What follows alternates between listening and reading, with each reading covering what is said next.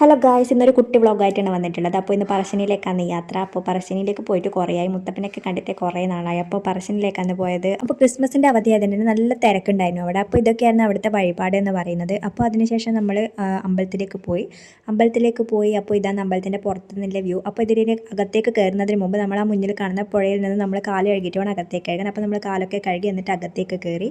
അപ്പോൾ ഇതാണ് അമ്പലത്തിലെ പ്രസാദം എന്ന് പറയുന്നത്. അവർ ചായയും ഇതിൻ്റെ കൂടെ തരുന്നതായിരിക്കും.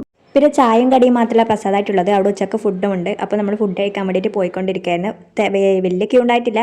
സ്ത്രീകൾക്ക് വേറെയും പുരുഷന്മാർക്ക് വേറെയും ക്യൂ ആണ്. അപ്പോൾ വലിയ തിരക്കുണ്ടായിട്ടില്ല. അപ്പോൾ നമുക്ക് ഫുഡ് കിട്ടി. ഫുഡിന് സാമ്പാറും മോര് കറിയും ആണ് ഉണ്ടായിട്ടുണ്ടായിരുന്നത്. അപ്പോൾ അതൊക്കെ കഴിച്ചു. പിന്നെ നമ്മൾ ഇവിടെ ബോട്ട് ജെട്ടി പോലെ ഉണ്ട്. അപ്പോൾ അവിടെ നടക്കാൻ്റെ കുറേ സ്പേസ് ഒക്കെ ഉണ്ട്. ബോട്ടിൽ വേണമെങ്കിൽ നമുക്ക് കയറുകയൊക്കെ ചെയ്യാം. 50 റുപ്പീസാണെന്ന് തോന്നുന്നു ടിക്കറ്റിൻ്റെ വില. അപ്പോൾ ഞാൻ ഈ ഒരു അടിപൊളി ബോട്ട് കണ്ടപ്പോൾ ഞാനത് ഷൂട്ട് ചെയ്തതാണ്. കണ്ണ് അടിപൊളിയായിട്ടില്ലേ, ഡ്രാഗൻ്റെ ബോട്ട്. അത് കഴിഞ്ഞ് ഒരു ഐസ്ക്രീം കഴിച്ചു. അപ്പം നമുക്ക് ഇവിടെയൊക്കെ കാണാൻ പറ്റും ഇഷ്ടംപോലെ നായ്ക്കളുണ്ടാകും. മുത്തപ്പൻ്റെ അമ്പലമായതുകൊണ്ട് തന്നെ, മുത്തപ്പൻ്റെ വാഹനമായതുകൊണ്ട് തന്നെ ഇവിടെ ഇഷ്ടംപോലെ നായ്ക്കളുണ്ടാകും. അപ്പോൾ നമ്മൾ അമ്പലത്തിൽ നിന്ന് തിരിച്ചു വരത്തായി. അപ്പോൾ തിരിച്ചു വരുമ്പോൾ നമുക്ക് പോകുന്ന വഴി തന്നെ അമ്പലത്തിൻ്റെ രണ്ട് സൈഡും ഫുൾ ചന്തകളാണ്. ഇഷ്ടം പോലെ നമുക്ക് കുറേ സാധനങ്ങൾ വാങ്ങാൻ കിട്ടും. അപ്പോൾ നമ്മൾ വരുമ്പോൾ ഈ വഴിയല്ല വന്നത്, അതുകൊണ്ടാണ് ഇതൊന്ന് കാണിച്ചു തരാൻ പറ്റാത്തത്.